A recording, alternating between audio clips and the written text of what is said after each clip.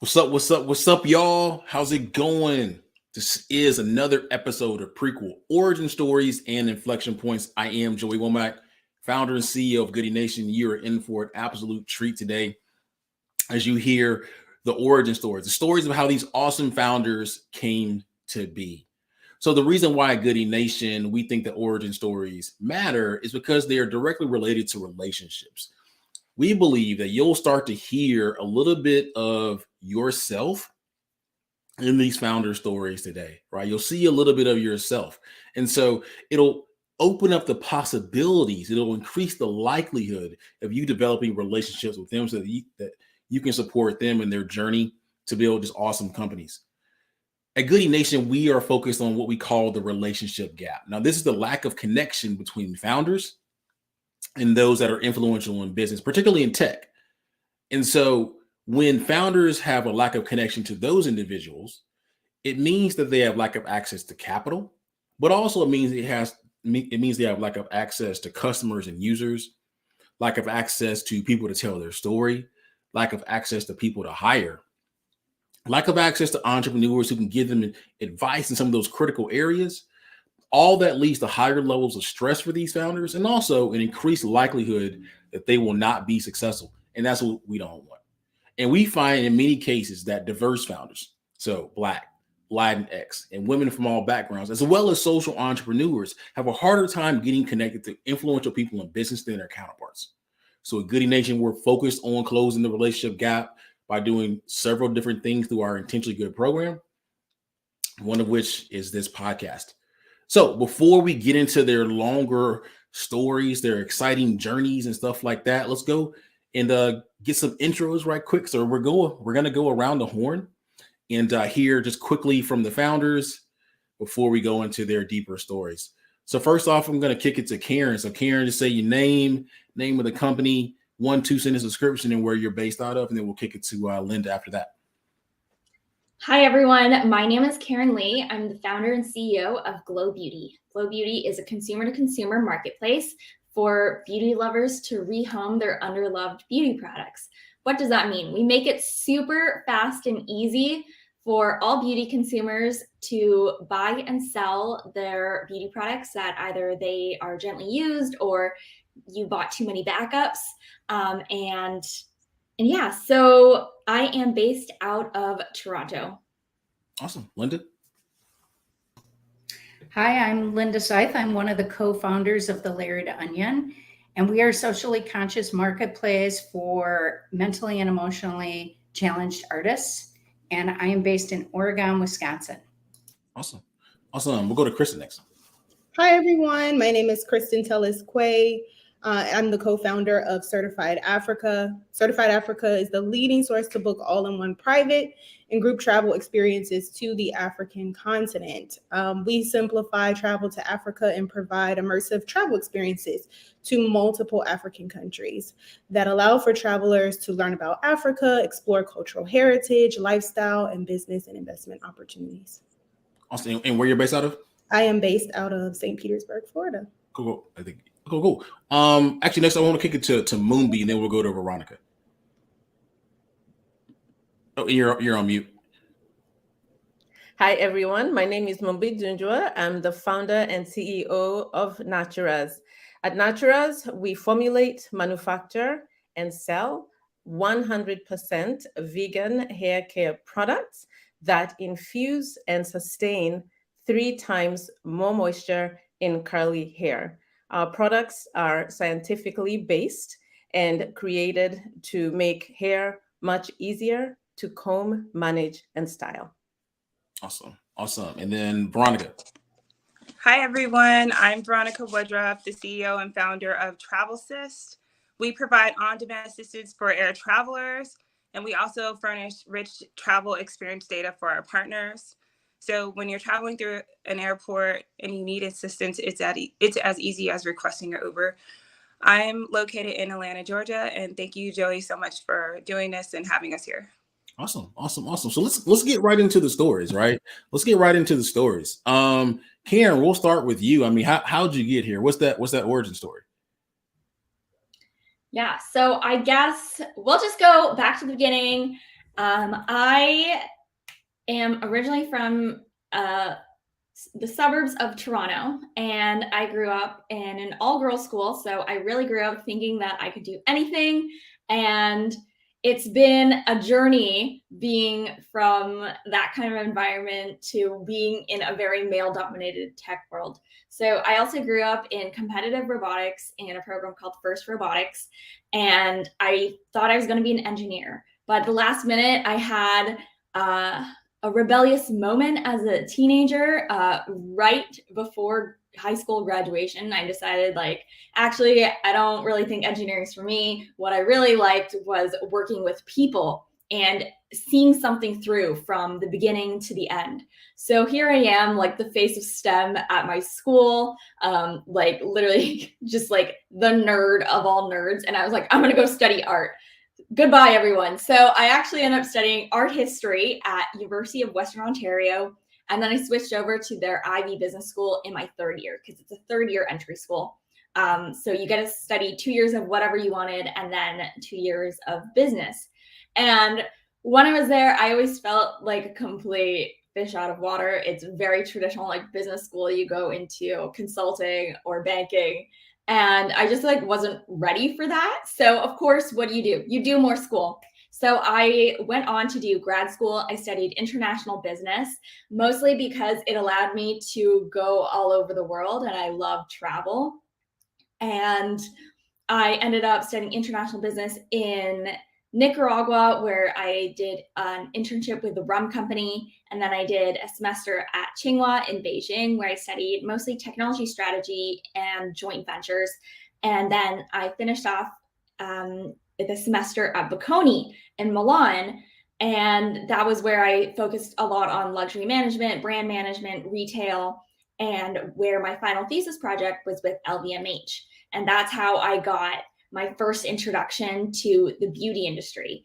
So it was through that project, I was doing a lot of market research and just asking a lot of questions about beauty products all the time. And of course, like no one in Milan speaks English, so it was all through Italian. I had to learn, throughout my whole program, I had to learn 3 different languages on the ground in these places where I knew no one. So I think that was really great training ground to be an entrepreneur in the first place, because you're throwing me in a situation where I don't know anyone, don't know what I'm doing, but I'm going to figure it out and make it out to the other side. So I was asking a lot of questions about beauty industry. And so as soon as I got back home, I signed up for every single subscription box there was for beauty products. I'd always grown up watching YouTubers and people on Instagram talk about makeup, but myself, makeup and skincare was just something like, it was a commodity. Like I had to use it so I don't look like a zombie when I show up to class every morning. But beyond that, I didn't own any like makeup brushes. So I didn't even know what bronzer did. So I accumulated a lot of beauty products in a very short amount of time. And at the time, there was nowhere online for me to sell it. I couldn't even like give it away because, most of my friends aren't the same shade as me.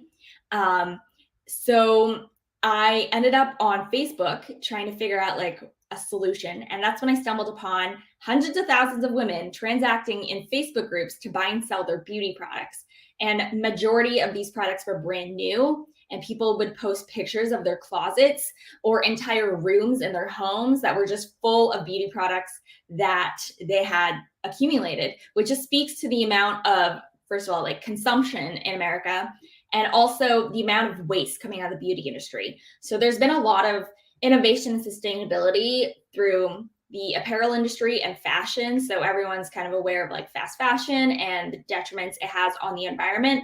But beauty is also an enormous industry where vast majority of the packaging is hard to recycle, if not impossible to recycle. So all that you see in the beauty section of, your local Walmart or Nordstrom or Sephora, that's pretty much like all destined to be landfill. And I knew there was a better solution. Now, the vast majority of waste from the beauty industry is actually the products that are sitting in people's homes.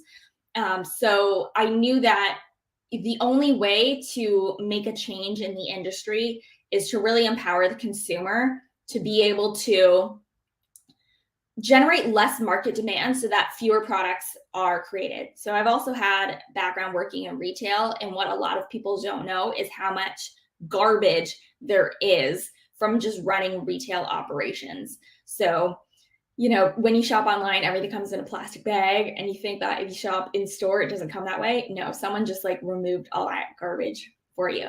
So anyways, so that's kind of how I got my start with Glou. At first, it was all about subscription box swapping products because I thought the main problem was people weren't getting what they were promised in the spoiler reveals.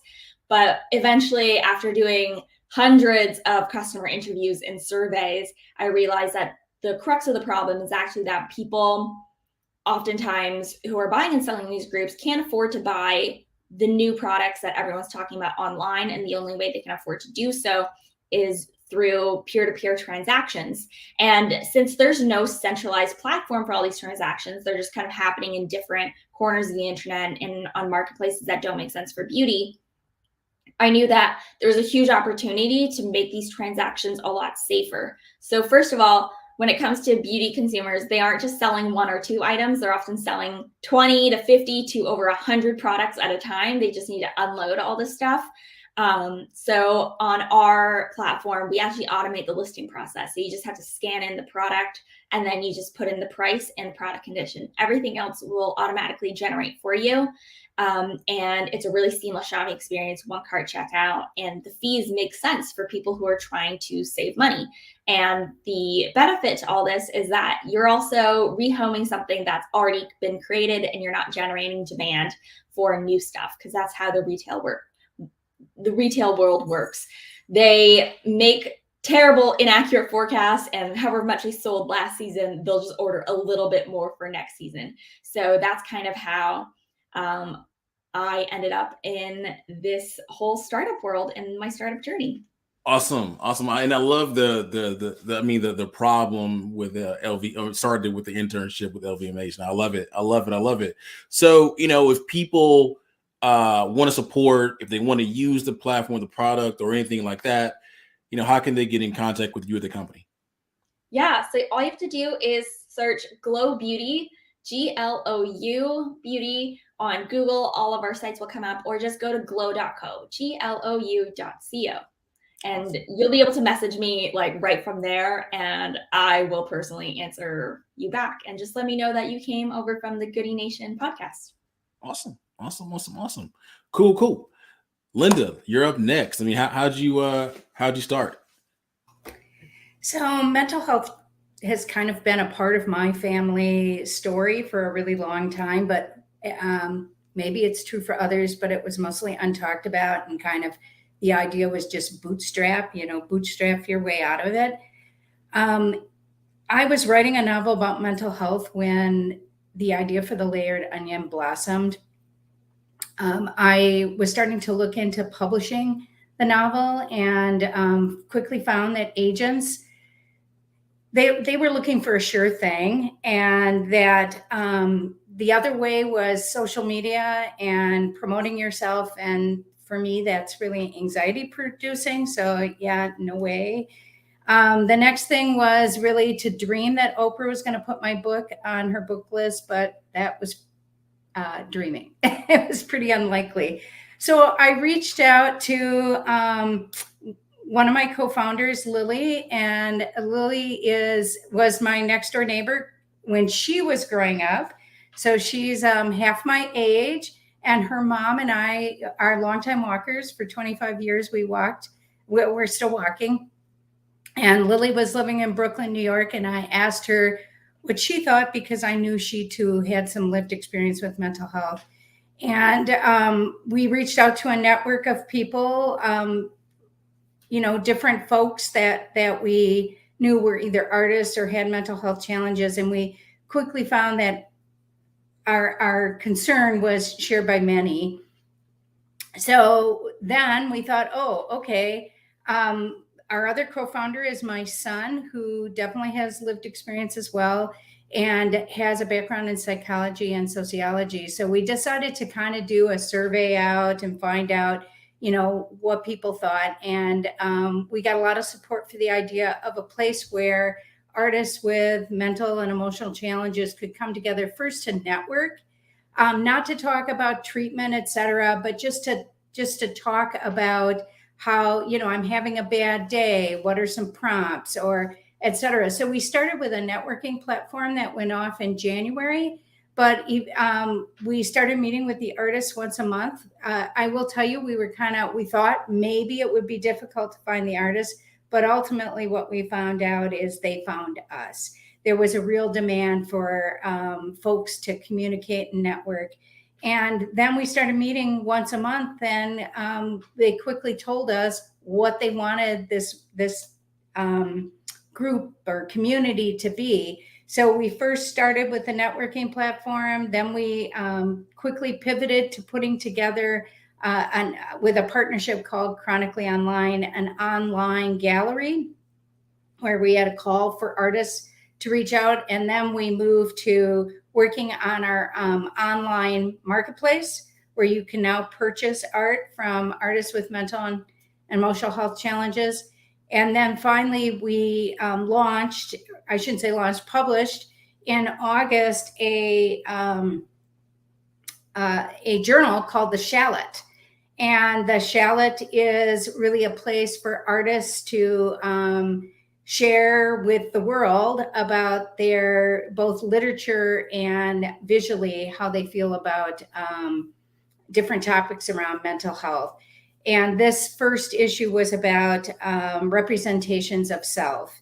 And all three of us went to the University of Wisconsin-Madison. So we've had some opportunities to network with people there.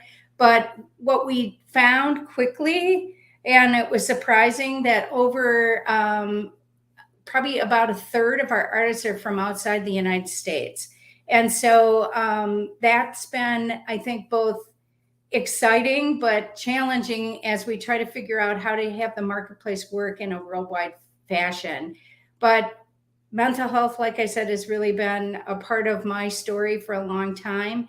And I just think that it should be out of the shadows. And, we often they recently changed it, but Google, if you used to do a Google search on artists and mental health, the top was Van Gogh. And, Van Gogh died at 38 of suicide, both impoverished, unrecognized. And we just feel like that shouldn't happen to anybody else. Of course it does. But our goal and mission is to make sure that these artists get to pursue what they love and make a living wage doing it. No, that's awesome. I mean, powerful words, powerful problem you're going after. Thank you for that. As an aside, before we ask, how you can people get in contact with you, there's another founder of the program based in Atlanta, Georgia. A company name is Artsy Bella. They do artwork for mental health as well, and so definitely want to connect you all. So, how can people get in contact with you? They want to support, or be a part of the community, or anything like that. Well, you can go to thelayeredonion.com and you can join as a member, or you can be a supporting. A lot of the artists, we have a coupon code for a lot of the artists so that they can join without paying. And then we have a supporter mechanism. So you could choose to support some of the artists who can't come in and pay for themselves. It'd be like 1 cup of coffee a month, $5 a month. It supports an artist. Then the next page, obviously you can buy the art. Our target market is really people from like 22 to 40 when it's their first apartment or first home, and they're looking to kind of put art in. And the last way, of course, is going out and purchasing. We have the Shallot both in print and digitally, and supporting us on LinkedIn and Instagram. Instagram's the most important. Supporting us there. Awesome. Good stuff. Okay, so let's kick it over to our next guest. We'll go to Kristin. Kristin, what's your story? How'd you start Certified Africa? Awesome. Thank you so much for having me. Again, my name is Kristin Tellis Quaye, co-founder of Certified Africa, which is a travel and tour company that simplifies travel to the African continent. So I would say that my story starts from when I was a young child. So growing up in the U.S., I always felt a calling to travel to the African continent and connect to my heritage and roots. And when I first got the chance to travel to the African continent, I was an adult in law school, and I knew that I wanted to have this experience that would allow me to immerse in culture, learn about day-to-day local lifestyle within an African country, and leave with connections to local people that went far beyond just basic tour guide interactions that people typically have when they're traveling to another country. And my particular issue was twofold. So there weren't many travel companies that offered the type of experience I wanted. And number two, my family and friends were worried about me traveling to the African continent because of all of the negative media that exists around it. But, I didn't let that deter me. And, I kind of crafted my own experience that I wanted to have while I was there. And in fact, if I hadn't traveled to the African continent that year, I wouldn't have discovered my purpose of connecting the African diaspora back to their roots through travel. It was an amazing experience where I stayed close to 3 months in Ghana. I clerked at the Supreme Court. I took the local transportation. I lived the day-to-day local lifestyle and got the chance to, build relationships with Ghanaians, go to church. It just really allowed for me to see a different side of the African continent and to really immerse myself. And I knew that I wanted to work and do something connected to the African continent after doing that. I also, if I hadn't gone on this experience, I wouldn't have met my husband, Quaye, who's the co-founder of Certified Africa. And after a few years I eventually went on to, of course, we got married, my husband moved to the US, and immediately we started working on Certified Africa. And I would kind of do this between practicing law and doing my fellowship that I was doing at the time. And so after a few years of practicing law, I left to go full-time with Certified Africa. One of the best decisions that I would say that I've made. And so, I think really the reason why we started it is because we realized that other people back home, our family, or my family, my friends, and other people of African descent, they also too have this deep desire to connect to their African heritage. And they want to travel and they want to immerse themselves. But, what they may have seen about Africa in the media results in a worry about their safety, the quality of the trip, the convenience of the trip. How do they even begin to, decide which country to start with? All of those are issues that kind of deter people from traveling to the African continent. And so we created Certified Africa to simplify travel to the African continent for travelers wanting to connect to their heritage. So finally, they could just get it off of their bucket list. We want to make travel to the African continent as simple as going to Europe or to the Caribbean, where most travelers, are currently spending their monies. And, it's a 3-step process. We're with you through the entire way. So we have the pre part of your experience, your actual experience, and then post. I think the pre is like super, super important because this is where a lot of people get deterred with all of the travel requirements, the vaccinations, the visa process. Those are all things that we assist and fully prepare our travelers with. We help them navigate the unknown of where to stay, what to do, what to see, so that they can maximize their experience while they are there.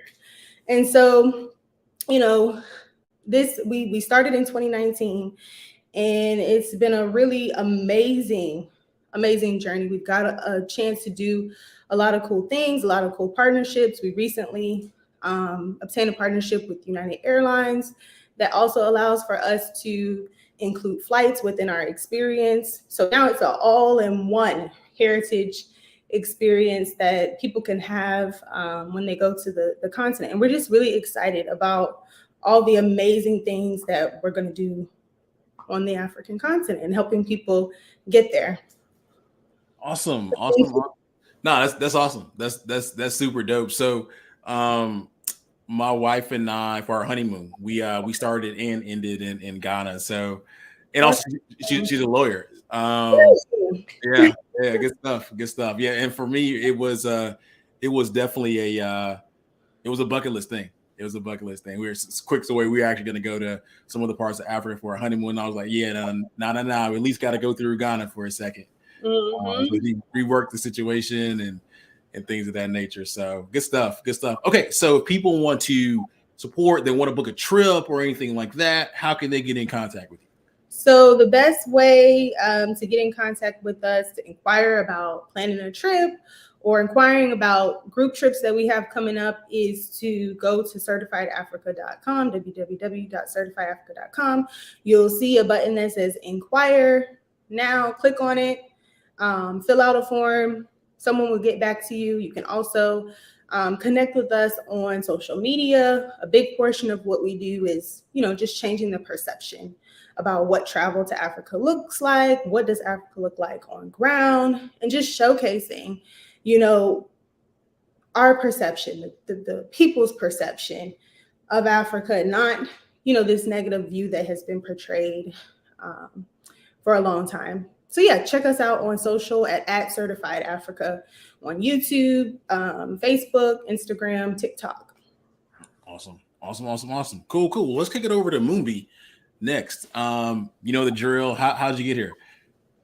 Yeah, thanks so much, Joey, for having us today. Mumbi Dunjwa, founder and CEO of Naturaz. And at Naturaz, we formulate, manufacture, and sell 100% vegan hair care products that infuse and sustain 3 times more moisture in hair. And we are based in the greater Philadelphia area. So my story starts back in Africa. We just talked about Africa. So really excited to hear about the tours that are happening for African diaspora. So kudos on the great work. So I grew up in Kenya, East Africa, part of my life. I grew up in an academic household where my dad was a college professor and my mom focused on the philosophy, the arts, social type studies, while my mom was more in the sciences, a high school teacher, setting chemistry, biology curriculums, and so on. And I was always inquisitive about certain things I observed in the environment.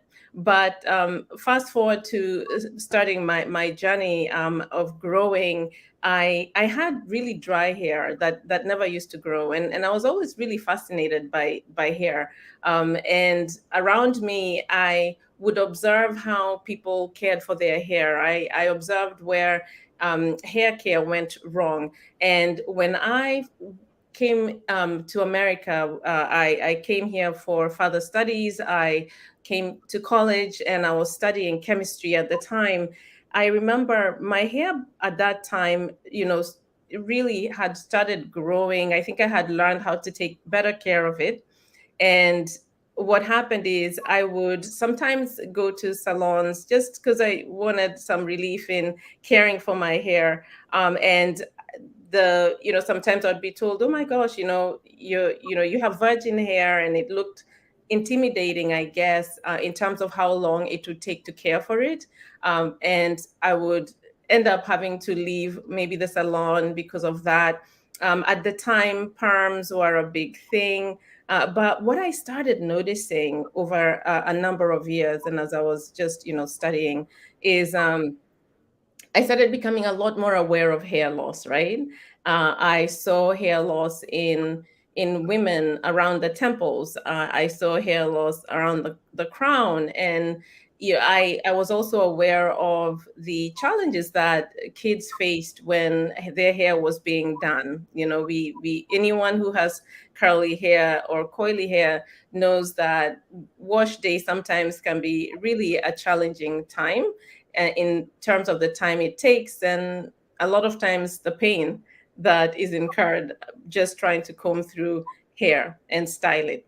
So fast forward again, I started really thinking through what is the root cause, what is causing this hair loss that I'm seeing and this pain.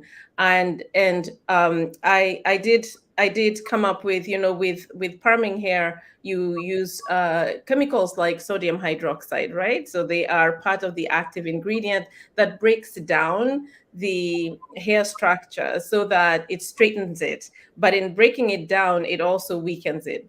In addition to that, this is an alkali. Sodium hydroxide is an alkali, and it really can affect your follicles if it gets there. And those who might apply it have to use gloves, right? And gloves is so that they protect their skin, but the product is coming close to your skin and sometimes might come to, get on your scalp and can destroy the follicles. So I have seen a lot of cases of women where their hair doesn't grow back because their follicles have been destroyed. In addition to that, we all love braiding our hair.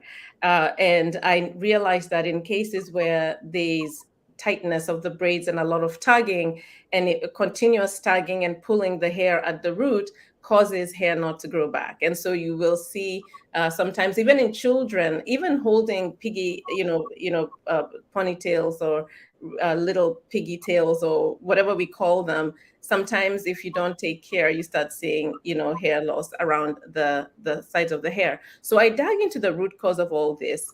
And I did research and really tried to understand it using my scientific background. And I found that really what's driving and what's causing the hair loss I was seeing, and especially affecting women when they start getting into middle age, because that's when the habits from the past really start showing up, with hormonal changes and hair thinning.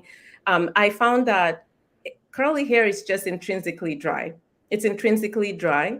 The cuticle usually doesn't lay down, and so it might absorb moisture quickly and let it go very quickly. So I decided to use my chemistry background and my science background to really research a solution that would infuse and sustain moisture in hair. That was what I really wanted to focus on. I also looked at a lot of ingredients in the marketplace, and a lot of ingredients, products contain estrogen disruptors or other disruptors that affect our body over time and with buildup. And I wanted to really focus on health. So health and effectiveness of hair care product, healthy ingredients, effectiveness in terms of delivery. So I decided to use my science background, really focusing on ingredients that would nourish the hair, but also sustain and infuse moisture while also repairing proteins, repairing the hair and infusing proteins that would allow the hair to be stronger, to add shine, and to really improve texture over time. So what came about was the Naturaz hair care system. Started testing it out when I went to grad school, and right after grad school, I started working in the pharmaceutical industry and was in the research and development organization for a while. And what I started doing over a span of time, because I was at the time working full-time, was over the weekends, sometimes I would go to hair shows and showcase the products and talk to people, collect voice of customer. And I started pushing this out through family, friends. And what started happening is not only were family and friends starting to come back, but also people that I met at shows were coming back to me saying, hey, Mumbi, my hair is so much softer. For the first time, I was able to get a comb through my hair. My hair is holding moisture for 3 days, for 5 days, for 8 days. You need to sell this product to a whole bunch of people. People need this product. This is the first time my kid hasn't cried when I was doing her hair. And then other comments started coming back and feedback. Oh, my itching and flaking has stopped.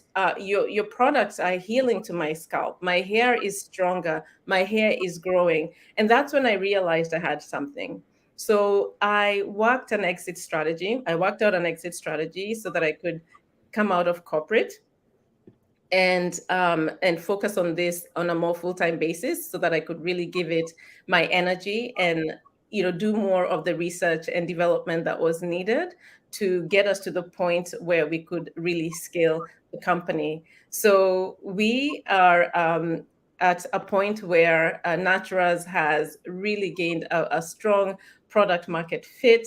We are at the moment raising capital to help us grow and scale the company. I'm really, really excited that we will bring a product that is really focused on effectiveness, but also where there's, consciousness about health and about sustainability. So really looking at how do we have less of an impact on our environment through recycling or through materials as well. So really excited to be here. And Naturaz is, you can find us at naturaz.com, Naturaz, or you could also Google moistureburstsystem.com and you'll still get to us. So, yeah. Oh, I'm sorry. Go ahead. So great being here, and thank you again, Joey. Awesome. Yeah, I mean, even going back to the previous story, so honeymoon with the Ghana, next trip we went to Kenya. I mean, within the same honeymoon. But you get what I'm saying. Okay, how can people get in contact with you to buy a product or support or anything like that? Yes, so you can definitely access naturaz.com online and also moistureburstsystem.com. And you can write to us at customerservice@naturaz.com. And if you have any questions about your journey with hair, we can definitely answer. I personally take an interest in helping folks out because I have, personal experience with my own hair and my daughter's hair and others in my broader community. Awesome. So let's keep it on the travel theme, at least from my perspective. I want to kick it over to Veronica. What's your origin story? Hey, thank you, Joey. Yeah, I was just thinking about that. So both Kristin and Mumbi have companies that focus on the destination. And, again, I'm Veronica Woodruff, the CEO and founder of Travelsist. We focus on the customer experience. So Travelsist is a platform of services that provides on-demand assistance for air travelers to solve the problems for today. We also provide a rich travel experience, which is data, to help our partners, who are airports and airliners, to predict and eliminate tomorrow's problems. So my travel experience, my founder story goes all the way back to, I just think, being who I am and born, in a family that I have, at 8, I was selling, candy and all types of products to people, my classmates, to being raised as a Jehovah's Witness and, knocking on doors and getting rejected constantly, to, going to school in Monterey Bay and, listening and recording stories of entrepreneurs who have, Michelin star restaurants or who own, organizations that are known all over the world. But being in that community and, going to school at Cal State Monterey Bay for practical and professional ethics, it was a very unique major. But I see how all of these events, all of these things lined up to where I am today. And it was all necessary, right? All of that, listening to these mentors, in college, or even having my parents plant these seeds in my head at a very early age, led me to solving problems and sitting in, rooms with leaders of corporate travel innovation. I was a flight attendant for 12 years and actually 15 years. And during that time, I saw, I lived and I walked airport operations, and I saw all the problems that travelers would experience, at the airport. And unfortunately, as a flight attendant, we were only, supposed to assist the people once they got on the plane. But then there was all of, that whole time that you're at the airport and, you're looking for a wheelchair assistant, or you're traveling with your family and you're just hoping that a stranger would just come and help you. So we, started off solving that problem, doing customer discovery at a place here in Atlanta called the Atlanta Technical Development Center, the ATDC. And so we did a ton of research. I had to learn, what it takes to build a technical solution to solve, this type of problem.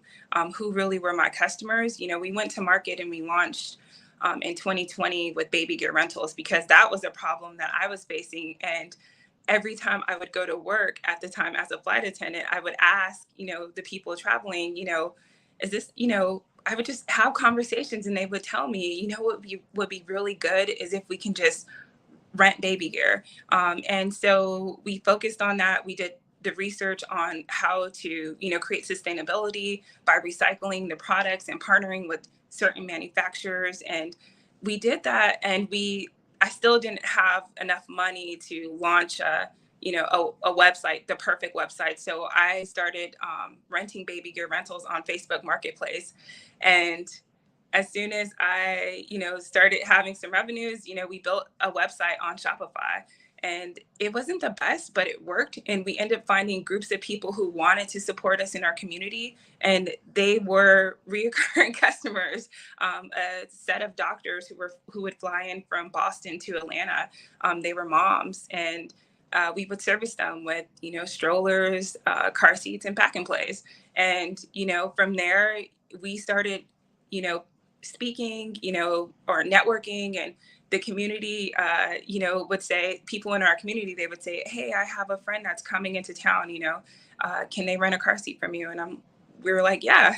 And so that was, that was huge for us, because, we ended up getting a lot of traction, but we also knew that there was a bigger need for on-demand assistance, and we knew that, especially after the pandemic, that people were returning to travel, and they were going to return to travel. It was going to be greater than, we've ever seen before, which is what we're experiencing now. And as you can see, the travel experience has changed. There's a different type of traveler now. Before, everyone was focused on the business class traveler, and now, there's a lot of first time travelers. There's people in their 90s still traveling, for the first time. And these people, they don't necessarily need a wheelchair assistance. They just need some type of assistance to get them to their very next gate, or to, help them get to their next point of destination.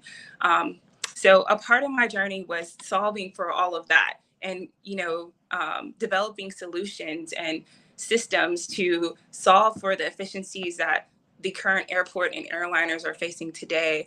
And at the same time, providing consistency with customer experience, being able to recruit trained, professional, and polished individuals to be able to exemplify, a 5-star customer experience. And, recruiting in today's world where no one wants to go to work, why would they want to work for me or in Travelsist versus, someone else? But, we've been able to interview, all of that takes discovery. So we had a chance to go out in the community and interview, persons who were interested in working for us, and asking them, what are you really looking for? Because to us, that's a big part of what we sell, to airports is we sell human capital. So we sell, people who will actually show up for work and meet and assist other people. And all of that goes back to me selling, like fundraising and selling candy, speaking to strangers and influencing them to want to come and be a part of my team, or even playing basketball in college, doing all of these things. I feel like they, when I think back, and connect all of those dots, they were for a reason. Nice. So if people, want to support, they want to get involved, they want to use the product and stuff like that, any way, shape, or form, or if they're an airport or something of that nature, I mean, how can they get in contact with you? Right. So you can definitely reach out, go to our website, travelsist.com. You can connect with me at veronica@travelsist.com. You can also, I'm on LinkedIn. LinkedIn is I'm always on LinkedIn, so it's very easy to connect with me there. But yeah, if you're traveling and you need services, you can book online. And you can also support us on Instagram, Facebook. Awesome. Cool. So amazing stories. I said you're in for a treat, and you got a treat today. We heard just a wide range of stories, starting in Canada and Africa. I mean, this just an amazing set of stories. They gave you their contact information. So, I have one ask of you for those watching, right? Support is a verb, said best by my friend, Dr. Key Allman here in Atlanta from Village Market. Support is a verb. It means action, right? And so at Goodie Nation, we believe support comes in one of several ways.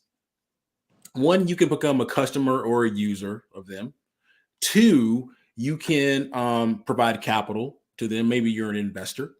Three, you can help to amplify their story. Maybe you're a professional storyteller, or simply you can just share their story on social media, right? So my ask is to spend at least 30 minutes thinking about how you can support them.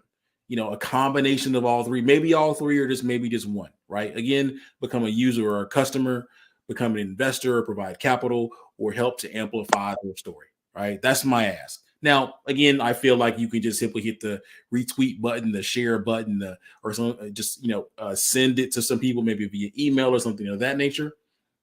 But if for whatever reason you can't do the other ways of support, I believe someone in your network can.